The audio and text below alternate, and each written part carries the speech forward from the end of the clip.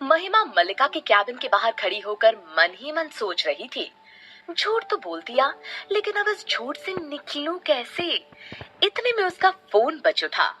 AC calling देखकर महिमा ने तुरंत फोन उठाया और चलती चलती बोली, कहाँ है यार तू? आज ऑफिस क्यों नहीं आई? पता है आज ऑफिस में मेरे साथ कितनी बड़ी प्रॉब्लम हो गई। उस डायन ने मुझे सबके सामने बहुत सुनाया और एक वार्निंग दी है। एसी उर्फ अदिति चौहान महिमा की बेस्ट फ्रेंड थी, जो उसके साथ बस स्ट्रीट न्यूज में ही काम करती थी। उसकी बात सुन अदिति ने हैरान होकर कहा, हाँ माही, मुझे पता चला। मारिया ने फोन पर मुझे सारी बात बता दी। लेकिन तुझे भी क्या जरूरत है राह चलते लोगों के साथ झगड़ा मोल लेने की?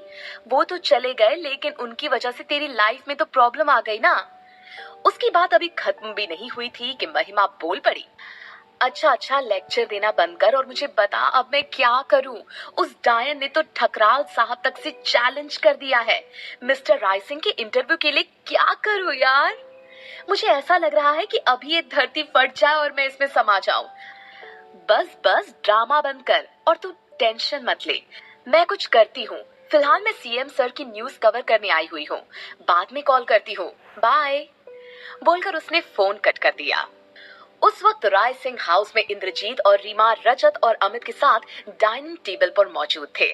इस आलिशान राय सिंह रॉयल पैलेस में एक बड़ी डाइनिंग हॉल में कांच का आलिशान डाइनिंग टेबल रखा हुआ था।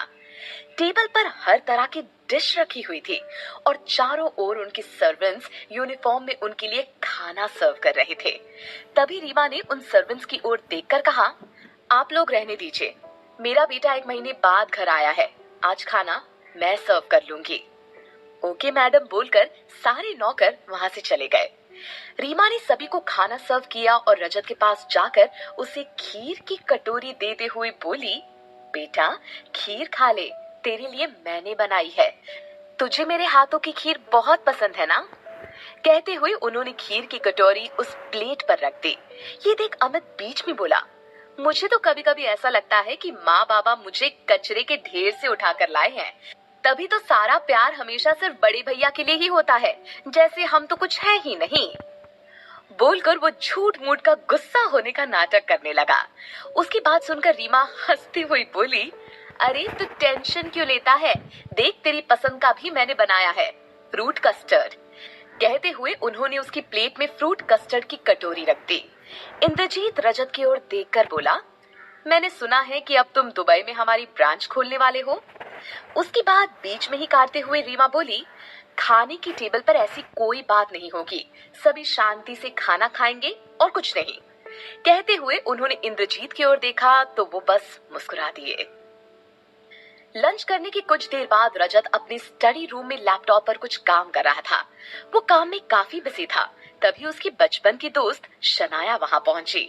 शनाया कपूर बिजनेस टाइकून कामेश कपूर की इकलौती और जिद्दी बेटी थी। हमेशा चुपचाप और खुद में रहने वाले रजत की इकलौती दोस्त शनाया ही थी।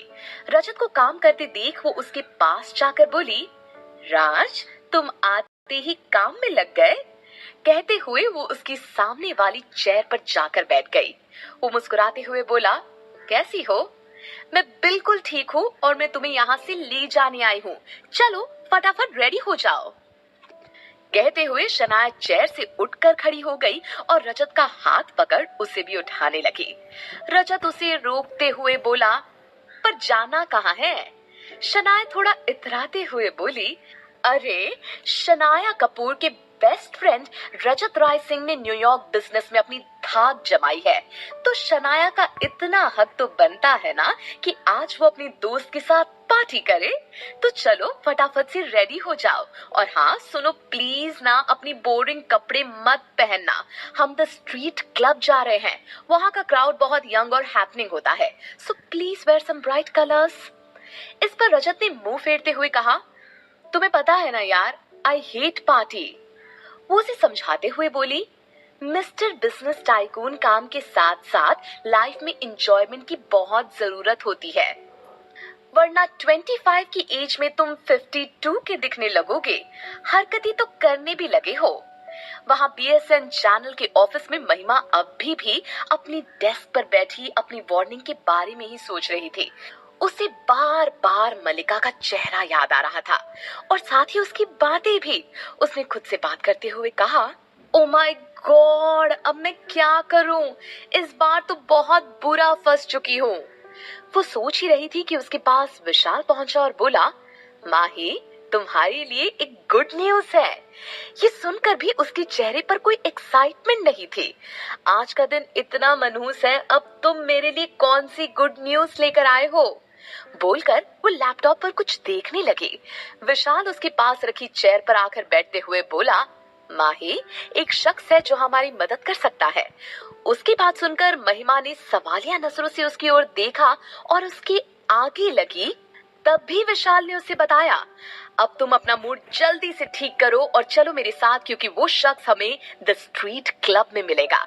महिमा खुश होती हुई बोली, सच में विशाल? विशाल ने हाँ में सर हिलाया और कहा, चलो, हमें फौरन वहां पहुंचना चाहिए। महिमा ने अपनी डेस्क से अपना हैंड बैग उठाया और विशाल के साथ उसकी बाइक पर बैठकर निकल पड़ी। रास्ते में उसने कहा, विशाल, आर यू श्योर कि जिससे हम मिलने जा रहे हैं वो हमें मिस्टर रायसिंह का इंटरव्यू दिलाने में हेल्प करेगा? हाँ यार, 100% श्योर।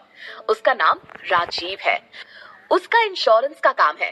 बड़े बड़े लोगों के साथ उसका उठना बैठना है एंड उसकी favourite place the street club ही है। मुझे उम्मीद है कि वो हमारी हेल्प जरूर करेगा। उस वक्त रायसिंह हाउस में शनाया की जिद के आगे मजबूर होकर रजत रेडी हो चुका था। उसने कैजुअल लुक के साथ ब्लैक लेदर जैकेट डाली थी जिसमें वो बेहद हैंडसम दिख रहा था। उसने शनाया के पास आकर कहा, ये लुक ठीक है तुम्हारे साथ चलने के लिए? परफेक्ट। वैसे क्या बात है राज, आज तुम्हारे चेहरे पर एक अलग ही ग्लो है। लेकिन उसके जवाब देने से पहले खुद ही बोल पड़ी, अच्छा, हम ये सब बातें बाद में करेंगे, पहले चलो, हमें लेट नहीं होना है। मेरे सारे फ्रेंड्स क्लब में पहुंच चुके होंगे। और दोनों क्लब के लिए निकल गए। वहां महिमा भी विशाल के साथ क्लब में पहुंच चुकी थी। दोनों क्लब के अंदर गए और बार काउंटर पर जाकर बैठ गए। महिमा ने विशाल से पूछा, कहाँ है तुम्हारा राजीव? विशाल ने इधर उधर नजर दौड़ाई और कहा, अभी तो नहीं दिख रहा है, लेकिन वो आएगा जरूर, क्योंकि जब से उसका ब्रेकअप हुआ है उसकी हर शाम और उसकी तन्हाई स्ट्रीट क्लब की दारू के साथ ही गुजरती है। ये बोलकर वो हंसने लगा और उसने उन दोनों के लिए एक एक ड्रिंक ऑर्डर की। महिमा उसे मना करती हुई बोली, यार मैं सॉफ्ट ड्रिंक लूंगी। इस पर विशाल ने हैरान होते हुए कहा, क्यों, क्या हुआ, तुम मना कर रही हो? कुछ नहीं यार, बस आज मूड नहीं है, बस कैसे भी करके मेरा काम हो जाए, बोलकर वो चुपचाप बैठ गई। तब तक शनाया भी रजत को लेकर क्लब पहुंच चुकी थी। काफी शोर होने की वजह से रजत ने कहा, शनाया, काफी शोर हो रहा है, मैं कॉर्नर वाली टेबल पर बैठता हूँ। बोलकर वो क्लब की एकदम कॉर्नर वाली टेबल पर जाकर बैठ गया। शनाया अपने दोस्तों के साथ बिजी हो गई थी। रजत ने भी अपने लिए एक ड्रिंक ऑर्डर की और कॉर्नर में बैठकर अपना टैब निकालकर कुछ काम करने लगा। कुछ ही देर में शनाया अपने दोस्तों के साथ फुल टुन हो चुकी थी। महिमा विशाल की ओर देखकर बोली, यार किससे मिलवाने लाए हो? तुम्हारा राजीव अब तक नहीं आया। उसने अपने हाथ में पहनी घड़ी में टाइम देखा और अपनी बात कंटिन्यू करती हुई बोली, देखो अब तो रात भी होने वाली है। कहते हुए वो अपनी चेयर से उठकर खड़ी हो गई। तभी शनाया उससे आकर टकरा गई। शनाया के हाथों में वाइन का ग्लास था जो महिमा के कपड़ों पर गिर गया। थोड़ी बहुत शनाया की ड्रेस पर भी गिरा था। वो काफी नशे में थी। उसने महिमा को डांटते हुए कहा, कैंट यू सी मैन, तुम्हें पता है तुमने मेरी कितनी महंगी ड्रेस पर वाइन गिरा दी? बोलकर वो उसे घूर रही थी कि तभी महिमा गुस्से में बोली, एक्सक्यूज मी मैडम, नशे में आप है, वाइन का ग्लास भी आपके हाथों में था और आप ही मुझसे टकराई तो इसमें मेरी क्या गलती? And yes, one more thing, आपकी इस महंगी ड्रेस से ज्यादा मेरी ड्रेस खराब हुई है, so please say sorry and don't make a scene. उसकी बात सुन शनाया जोर से चिल्लाई, how dare you talk to me like this.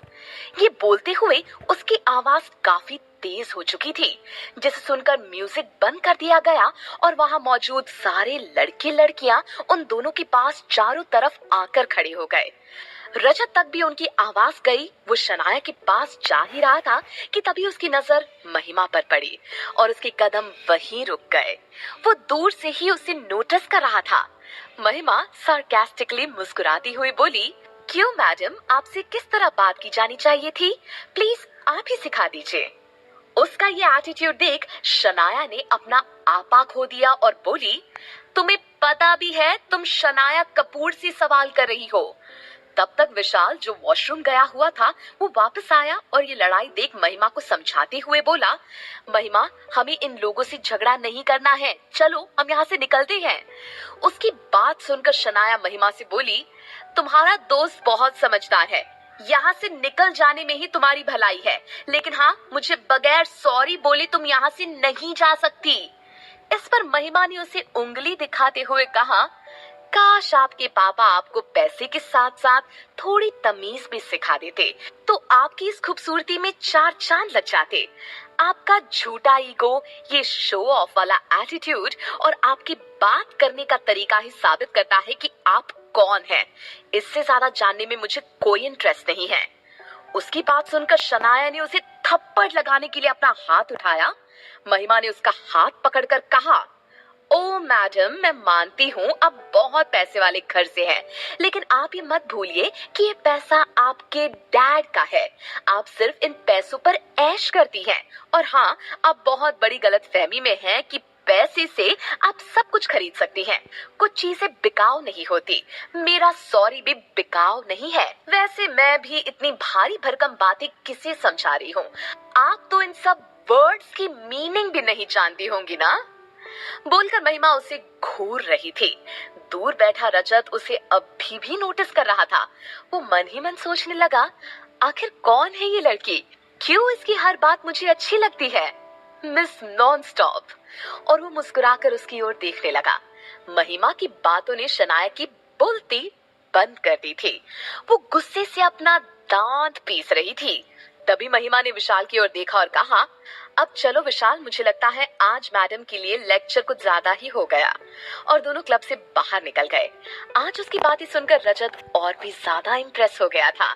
उसने मन ही मन डिसाइड किया, अब तो इसका पता लगाना ही होगा कि कौन है ये। क्लब के बाहर आकर महिमा ने विशाल से कहा, तुम हमेशा पूछते हो ना, मैं इन अमीर लोगों से, इन हाईफाई लोगों से कभी ढंग से बात क्यों नहीं करती? देखा तुमने उस लड़की का एटीट्यूड? सारे अमीर लोग एक जैसे होते हैं, इसीलिए मुझे इनसे नफरत है। महिमा को गुस्से में देखकर विशाल मुस्कुराते हुए बोला, अच्छा क्वीन विक्टोरिया, अब ज्यादा नाराज मत हो। चलो तुम्हें मैं ऑफिस ड्रॉप कर देता हूँ। अपनी स्कूटी लेकर घर निकल जाना। इस पर महिमा ने हाँ में सर हिला दिया और वो लोग वहां से निकल गए। क्लब में शनाया अभी भी काफी गुस्से में थी। वो रजत के पास पहुंची और बहुत गुस्से में बोली, वो लड़की मुझे इतना कुछ सुना रही थी, तुम्हें ऐसा नहीं लगा कि तुम्हें आकर अपनी दोस्त को सपोर्ट करना चाहिए?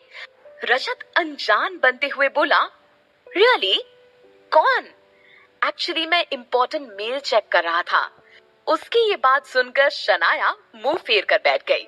रजत उसे मनाते हुए बोला, अच्छा बाबा, तुम उसकी टेंशन मत लो, मैं उसका पता लगा ही लूंगा, आई प्रॉमिस। उससे ये बोलकर उसने मन ही मन खुद से कहा, पता तो लगाना ही होगा। तभी शनाया बोली, राज, तुम्हारी ना कभी कभी कोई बात मुझे समझ ही नहीं आती। अच्छा, मुझे घर ड्रॉप कर दो, आज बहुत ज्यादा हो गई है। बोलकर वो रजत के पास वाली चेयर पर आकर बैठ गई। उसकी बात सुनकर रजत हंस पड़ा और खुद से बात करते हुए बोला, वाकई कुछ तो बात है उस लड़की में। उसने मिनटों में वो काम कर दिया जो आज तक किसी लड़की ने नहीं किया। रजत राय सिंह को अपना फैन बना लिया। वहां महिमा स्कूटी लेकर अपने घर पहुंच चुकी थी। घर पहुंचकर उसने डोर बेल बजाई तो दरवाजा उसकी दादी ने खोला। उसे बिना कुछ कहे गुस्से में अंदर जाती देख दादी ने कहा, क्या बात है माही, आज तो कुछ परेशान लग रही है। उनकी बात सुन वो रुक गई और उनका हाथ पकड़कर ड्राइंग रूम में रखे सोफे पर बैठ गई। इतने में उसकी माँ मंजू किचन से बाहर आई और उसे पानी का गिलास देते हुए बोली, क्या बात है, आज हमारी तूफान को क्या हो गया? कहते हुए वो वहीं उसके पास बैठ गई। महिमा उठकर बैठी और मंजू की ओर देखकर बोली, माँ, आज ना जाने क्यों मेरा दिन इतना खराब गया। कहते हुए उसने पानी का गिलास उठाकर पानी पिया। मंजू ने मुस्कुराते हुए उससे पूछा, हमारी तूफान का दिन कैसे खराब हो सकता है? बोलकर वो दादी की ओर देखकर हंसने लगी। दादी भी मुस्कुरा रही थी। महिमा झूठ मूठ का गुस्सा करती हुई बोली, मत पूछो माँ, आज सुबह सुबह मुझे एक अमीरजादे का चेहरा देखना पड़ गया। तब से मेरा सारा दिन खराब ही जा रहा है। मंजू हैरान भरी नजर से दादी की ओर देख रही थी। कुछ ही देर में महिमा ने उन्हें सारी बात बता दी, जिसे सुनकर उन्होंने उसे समझाया, तो तुझे जरूरत क्या थी अपनी बॉस से झूठ बोलने की? अब भी वक्त है माही, अपनी बॉस को सब सच बता दे, वो तेरी परेशानी जरूर समझेगी। माँ, आप नहीं समझोगे, वो बॉस नहीं डायन है, डायन।